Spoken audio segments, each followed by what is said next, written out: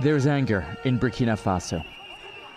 This was supposed to be a peaceful protest in support of security forces and against a president who's been unable to stop a wave of attacks by armed groups affiliated with ISIL and Al-Qaeda.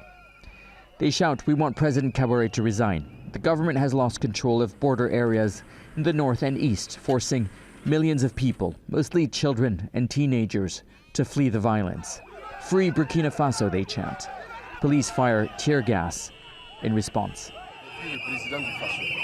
He needs to step down. This is the end of the regime of Roch Kabore. He has lost our trust.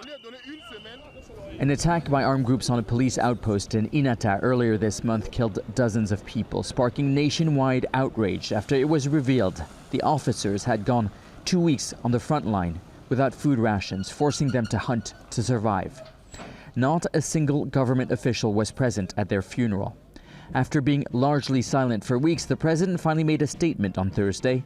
Faced with so many defeats on the battlefield, the president is calling for reforms in the military. As much as we must stand shoulder to shoulder with our defense and security forces to support and encourage them in their heroic struggle, we must be uncompromising with all those whose behavior is not acceptable. Our soldiers must not be left to fend for themselves because of bureaucracy or gross negligence. There's growing resentment in the ranks of the army. Mobile internet has been shut down for nearly a week after a French military convoy crossing through Burkina Faso on its way to Mali was stopped by protesters chanting anti-French slogans.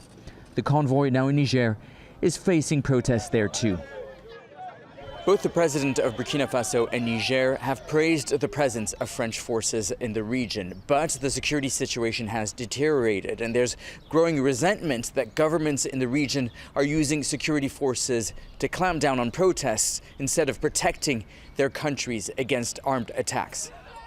The demonstrators are ignoring their government's call for calm and dialogue. For them, this is not the end, but just the beginning. Haque, Al Jazeera.